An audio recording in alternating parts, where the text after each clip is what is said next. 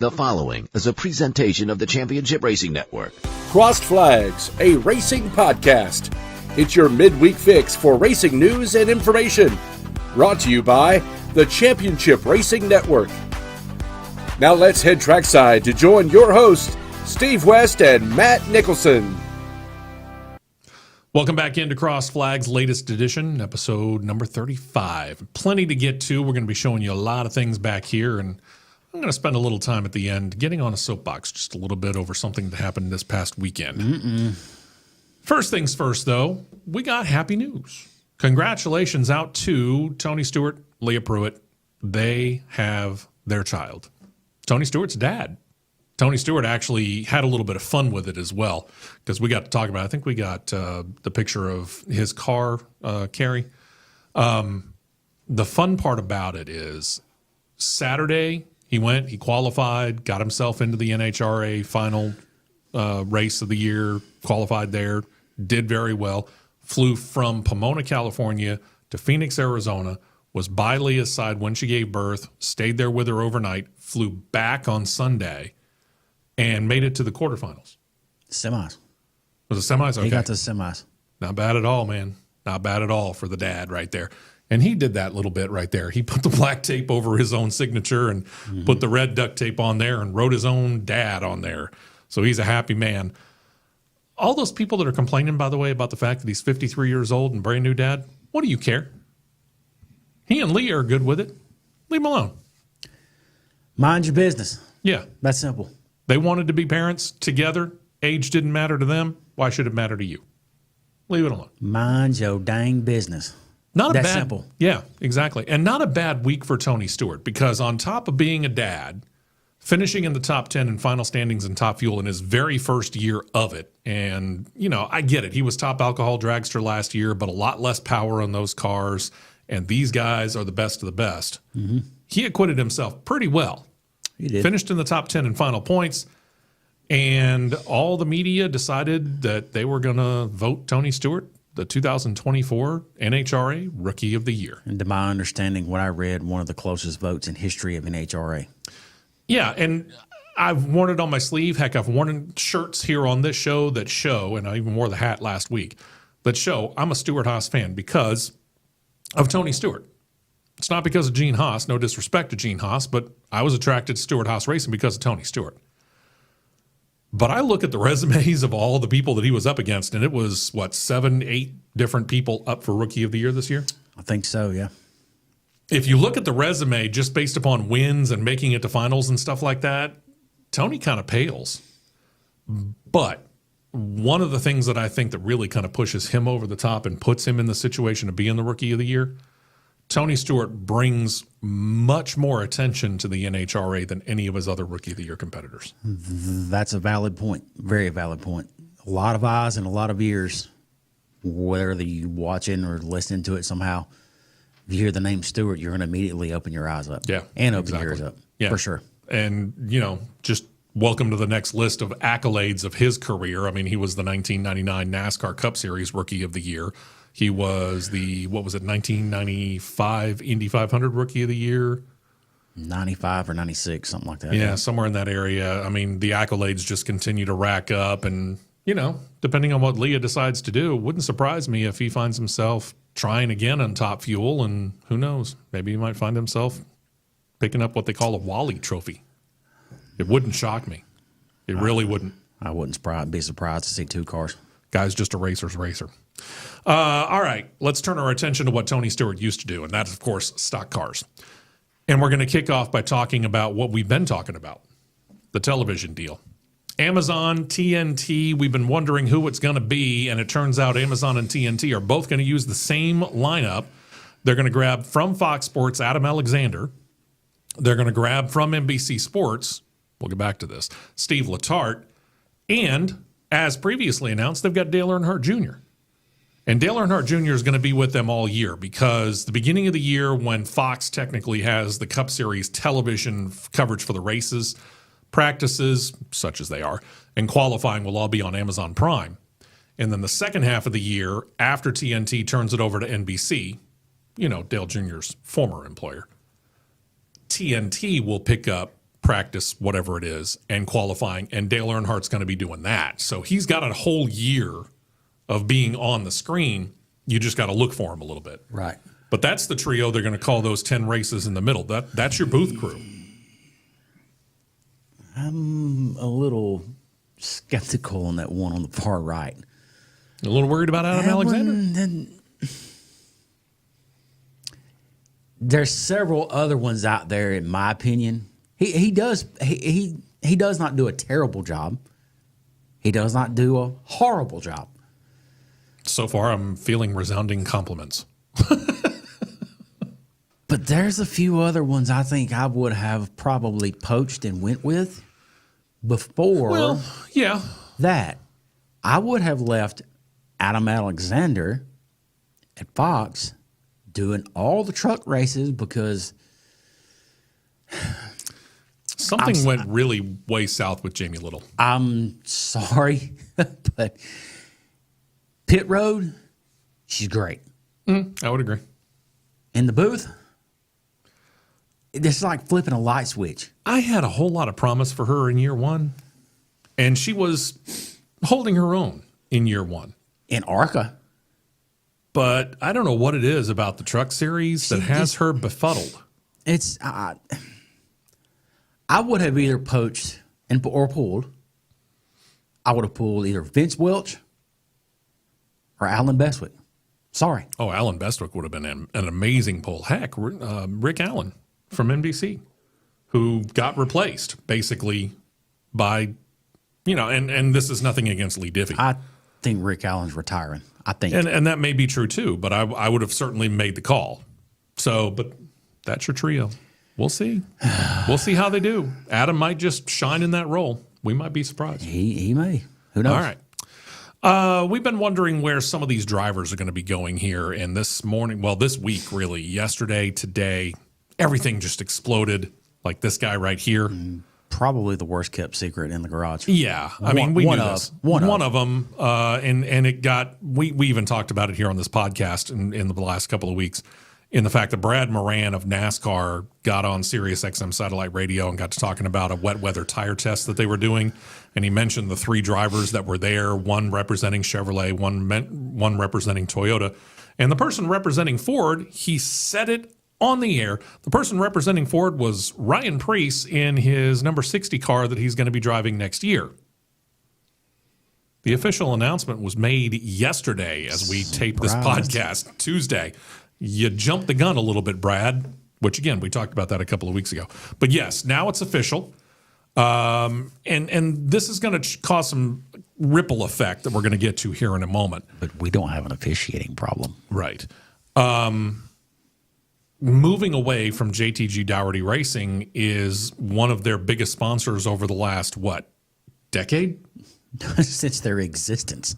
And that's Kroger Supermarkets, which, depending on what part of the country you're in, they're either non-existent or they're everywhere. Overall, a multi-billion-dollar company. But they are a very, very well-known name and a big name in the supermarket business. And they have shifted their sponsorship from JTG Dougherty to RFK Racing, and they're going to adorn the new number 60, which I heard somewhere is the winningest car number in Roush Fenway Keselowski history of any of the numbers. Doesn't matter what division they've run in. And all those come in the Busch Series from Mark Martin. There you go. So you get a pretty good look at the car right there. Obviously, the 6 of Brad Keselowski's car, and you can tell with the car that's up in front of him, that Kroger sponsorship is going to spread across all 3 cars, not just Ryan Preece's car, but Brad Keselowski's and Chris Buescher's. For the love of God, please do not run all 3 Kroger cars in one race.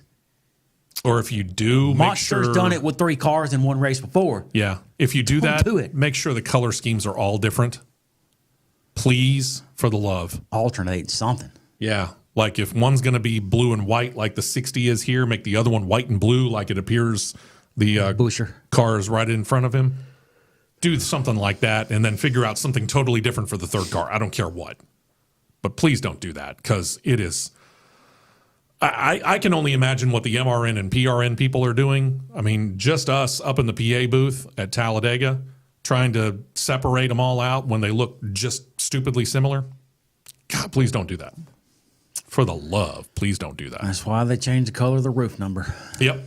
We've also been wondering ever since Michael McDowell left Front Row Motorsports, by the way, he's going to Spire in case you missed that, what was going to happen here, because Front Row, and we could get into the whole charter thing, Front Row wants to buy one of the Stewart Haas Racing charters. So they want to expand to a 3-car operation. But Michael McDowell's left. They said, okay, not only do we want to buy one of their charters, we want to bring in Noah Gragson. Okay, great. They didn't announce what car number he was going to be in. And then you got Todd Gilliland out there. And Todd Gilliland was driving the 38.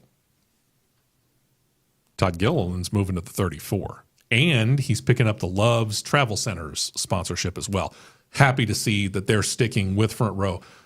Because the truth of the matter is, without a charter, you're flying without a safety net.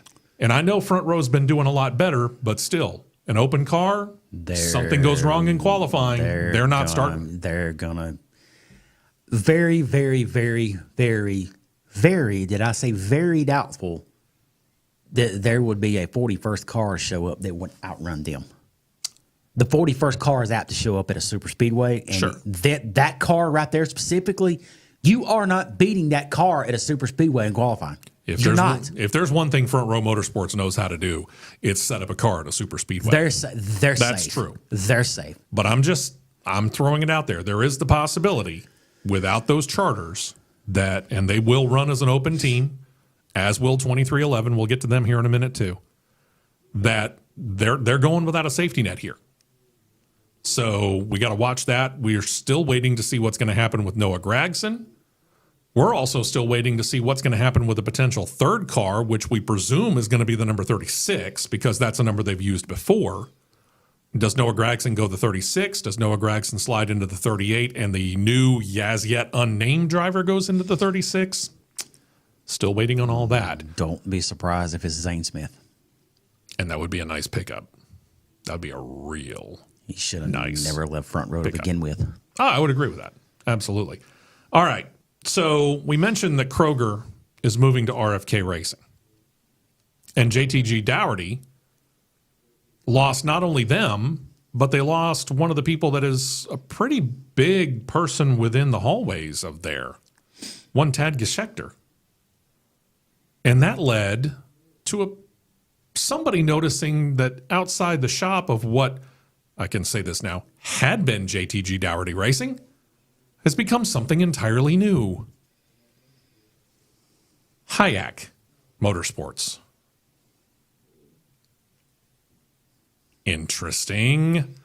So we got a name change that they've already put the signage out there, but they haven't officially released everything about it. So here comes the question. What do we know about one Hayek Motorsports? The fun part about this is they've got the charter. They've got Ricky Stenhouse Jr. They've still got Brad Dougherty as one of their co-owners of the team, JTG Dougherty Racing. And if Brad Dougherty's name sounds familiar, he should. College football star, went on to play many years in the NBA. Loved racing ever since he was a kid because where did he grow up? North Carolina, the hotbed of stock car racing. So just like Michael Jordan, both of those guys, very big fans of stock car racing all of their lives growing up. That's why they're involved in NASCAR now. What do we know about Hayek? Hayek Maritime Company, owned by one Gordon Smith. Gordon Smith is now the primary owner of said team. Hayek Maritime is a company, if the stinking site would load. Hayek Maritime is a venture owned by Gordon Smith with hopes to build which they probably already do. Probably. Build a series of vessels to replace an aged fleet of United States line haul and coastal ocean tugs. They build tugboats for ocean barges. So the survey says they're not lacking on funding. No. Yeah, because let's face it, every single port in the United States of America and a good number of them in the Western Hemisphere probably get their stuff from these guys. So, yeah, Hayek Maritime That's the 47 car is okay. Yes. In He's fact, fine. might actually get a little bit of a boost because now a little bit more secure in the ownership and the funding of it. So good job on them. Yeah, I think they're good. We'll find out more and probably have a little bit more on this on Saturday during the big show, which, by the way, is going to be earlier than normal. We'll tell you about that in a bit, too. So a couple of pictures from 2311 Racing. We were talking about how one of the worst-kept secrets going was Ryan Preece going to the 60 car in RFK Racing, right? This may be worse. This tease right here showed up early this week, Monday afternoon, really. Tuesday started making things wide. And I'll just keep the tease going for a second here. We've been wondering, and we've been ticking off where all the Stewart-Haas Racing drivers from this year were going to be going next year as Stewart-Haas Racing becomes Haas Factory and drops down to one Cup Series team. We'd already found out what was going to happen with the Xfinity Series as well. So we knew the three that were going to be involved in the Haas Factory team. So Cole Custer, 2023 Xfinity Series champion, gets to go back to the Cup Series. He'll take the lone Cup Series entry, the 41. So that's where Cole's going. Down in the Xfinity Series, Riley Herbst is gone, and they're bringing in Sam Mayer and Sheldon Creed to take over the two Xfinity Series rides. And with Cole Custer taking the only Cup Series car, that meant Chase Briscoe was gone. Well, he landed nice and soft at Joe Gibbs Racing. Then we found out about Noah Gragson. He got signed to Front Row Motorsports, even though we don't know what car he's taking over. Chase Briscoe's getting the 19 of Martin Truex Jr. ran in 2024. And then the driver of the 4 car, Josh Berry, he's going to be taking over the 21 car at Wood Brothers, which is affiliated with Team Penske, which we're not seeing the performance out of the affiliation, considering two Team Penske drivers made the Final Four and finished 1-2 in the championship race. Where was the 21? Well, that's right, 30th in points. If I were the Wood Brothers, I'd be pushing for a little bit more out of that partnership. Yeah. But that left Noah Gragson sitting out, waiting, wondering, where's he going to go? That face look familiar? That's a better picture right there.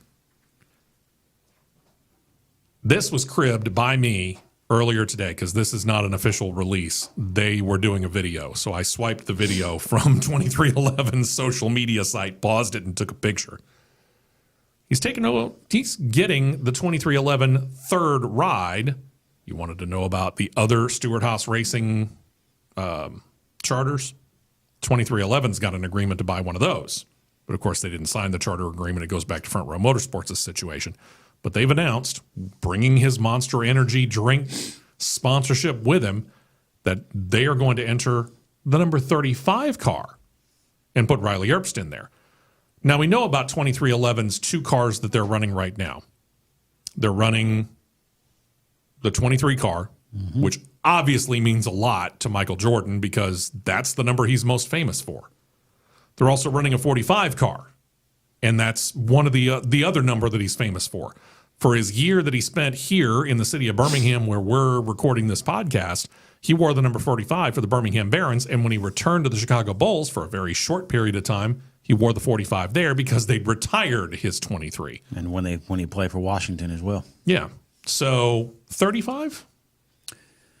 Last of the 23 and last of the 45. Take the 3, take the 5. There you go. Bingo. And that's Riley Herbst. Nice landing spot for him, too. Because this is kind of like Chase Briscoe. Where do you think 2311 gets their equipment from? He's comfortable. He landed nice and soft, just like Chase Briscoe, because that is effectively a Joe Gibbs Racing satellite operation. I don't care what Denny Hamlin says. Good for Riley. Good for Riley. We'll see what happens there. Don't screw it up. Yeah. That's simple.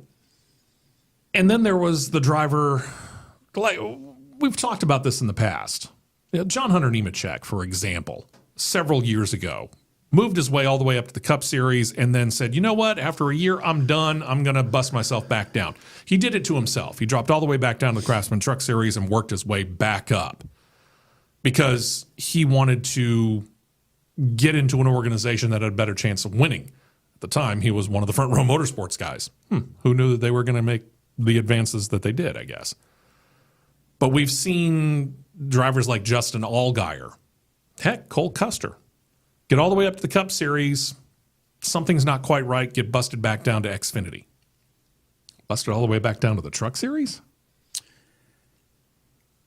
I don't think he got busted back. He took the opportunity to go back and reestablish himself, because out of every single shift of a seat that we've seen, in my opinion, if somebody wants to argue with me, I'll go die on this hill. Out of every single seat shift out of all three divisions so far, this one could arguably be the softest land of all three. All right. Daniel Hemrick. We've been wondering where he was going to go. Now we know. Announced this morning he is going to take the 19 truck of McAnally Hilgeman. That truck was consistently every race up front this year. Claimed several wins. Championship 4. This is arguably the softest spot landed so far. Oh, yeah. Yeah, I'd say the one that rivals that might be the 19 in the Cup Series for Chase Briscoe. I'm going to say this one's a little But this one might be a little softer. You might be right. Softer. So congratulations to him. We've got more of this, by the way, coming up on the big show coming up on Saturday. And because of college football, which rules here in the Southeast, we're going to be on a little bit early, like 6:45, an hour and 15 minutes early. But we'll still have the full 2 hours and give you all the information like what we've dealt with here and more details on some other things like changes coming up at Circuit of the Americas. But I wanted to wrap up this particular one by getting on a soapbox here. We get the chance 4 times a year at our home track at Talladega Superspeedway to go out and take your own car for charity purposes out onto the track. And it's $50 and you get 4 or 5 laps, whatever it is. And you get to take your car up onto the high banks of Talladega. And it's a lot of fun. They hand you this rule sheet now when you come in. And you're supposed to read it. Well, I glanced over it because I've had the chance to, and he's had the chance to on a number of occasions, go out there and do this. And like I said, it's always for a good cause. I did this last Saturday. The $50 is going to hurricane relief for Milton and Hurricane Helene, which ravaged Florida and all the way up into North Carolina. It was a great opportunity to be able to donate to that. And I get the chance to take a car out onto the track too. Fun little fact for you. If you're doing less than 80 miles an hour, you're counter steering because gravity wants to pull you down if you're in turns 1 and 2 or turns 3 and 4. So you're actually turning a little bit to the right just to make sure you stay straight. But once you get to about 85 and up to 90, even if you get up to 100, if the safety vehicles allow you to, you don't have to turn the steering wheel at all in turns 1 and 2 or 3 and 4 because the gravity pulls you down, but the speed keeps you right at that level. It's pretty cool. And within reason, they're going to allow you to do several things. They're going to start you off right about where the bottom lanes have the demarcation of the lane markers on the track. After that, if you drift up high or go back down all the way to the yellow line, most of the time they'll be pretty cool with that as long as you're not making drastic moves and being stupid about it. But one of the biggest things that they've got in here, number 2 is no passing. Everybody paid pretty close attention to that. Number 3, no sandbagging, laying back to speed up. I happened to be the last one of my particular group when I got there, and it was 8. I think I was in a group of 10 cars total. So I'm last in a group of 10. And these 2 people, 2 cars in front of me, apparently handed this, looked at it, and did that. Because I couldn't keep a consistent speed because they were constantly backing off, going as low as 65 miles per hour, and waiting to build up a lot of room. And then going through the corner, floor it. Now, I've changed the muffler system on my old pickup truck. Flowmasters. Sounds good. The guy 2 cars in front of me apparently had done the exact same thing. Now, when you got Flowmasters on your car, and you would know this as the resident racer, what's going to happen if you sandbag and then suddenly floor a vehicle that's running dual exhaust Flowmasters? That would be an engine tone change. Yes. He got loud, and he took off. They state they have the ability to pull you off the track if you look at that particular readout there. They're not going to pull They nobody didn't do off. it. They're not going to. They didn't do it. And I was just unbelievably mad because I'm driving a GMC Terrain. And it's a nice vehicle, don't get me wrong, but it's not meant for speed. So I've got to really jump on it to get it to pick up speed, truth be told. I mean, it may be turbocharged, but it's not meant for this. It's a small SUV with a fairly small motor.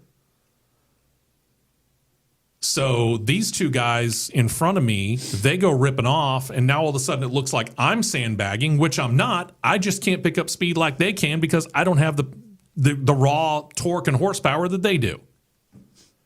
So I have to admit, I was sitting there looking at the vehicle behind me, which was the safety vehicle. They've got one in front and one behind. And he didn't do anything. So I was pretty happy about that. And he followed me. If wherever I drifted on the track, he followed me. He's like, okay, this guy knows what he's doing because they recognized me. They're not going to do anything to nobody. They never have. People, look at the sheet the next time you do that. Please, by all means, do this because, again, it goes for a great cause. It's $50. You get to take your car out on the track. But for the love, pay attention to number 3, would you? You want to back off just a little bit, fine. Don't drop from 85 to 65. Please don't do that. Allow the people that are behind you to have a good time, too. I was at the very first one that they ever did out there, and I was not going to miss that chance. No. They didn't have all these in place. Well, they spoke to us of those. There were probably... This is before my time as an employee of the Super Speedway. Let me disclaimer that. I was probably one of the ones that invoked the rule of staying in line because there were a few of us that went out there and we were 3 wide in the corners. I was at the top. I was at the bottom. Other one's in the middle. And when you get in a group and there's a Volkswagen Jetta running 55 miles an hour and you see him going down the corner and he's falling down and you see your wheel turn all the way this way, yeah, you got to do something. Yeah. So I was probably one of the ones that started one of those rules. So I'm sorry, everyone. The no passing rule, though, I don't have a problem with. I understand it. I almost ended up passing these 2 because, again, they slowed down to about 65. And even though I let off the accelerator, I was catching up to them in a heartbeat because by the time we got off of turn 2, going down the Alabama Gang super stretch, I was doing 90. And they'd already backed down to 65. I think we've got enough get out of jail free cards out there. We'll be okay. We'll be okay. There are other people trying to have fun too. Stop screwing around. Would you? Please go out to Talladega. Go out to Darlington. Did it last weekend too. Atlanta's done it in the past. We've seen other tracks that have done this. Go out there and do it. It's for a great cause every time because that money doesn't go to the track. It goes to charity. So by all means, go out there and experience it, but follow the rules a little more closely because there are other people who want to have fun too. Mm-hmm. And when you're doing the stupid antics that those 2 people that were in front of me were doing, I wasn't having as much fun as I should have. Yeah, I get really ticked off out there a lot of times at that stuff because people don't want to pay attention and do what needs to be done. Yeah. There's a reason why they have this out there now. They're trying to make sure that everybody has a good time. Okay. Saturday morning, bright and early, 7:45 a.m. Eastern Time, 6:45 a.m. Central Time. You can catch us on CRN Live on YouTube. Make sure that you subscribe and subscribe down below here too, okay? And we'll talk to you on Saturday morning, and we'll be back next week for another edition of Crossed Flags.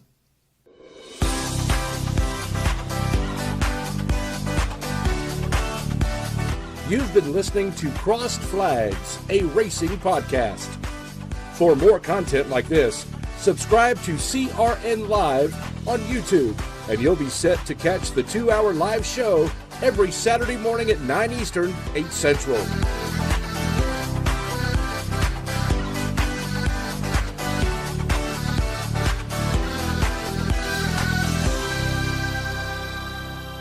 This has been a presentation of the Championship Racing Network.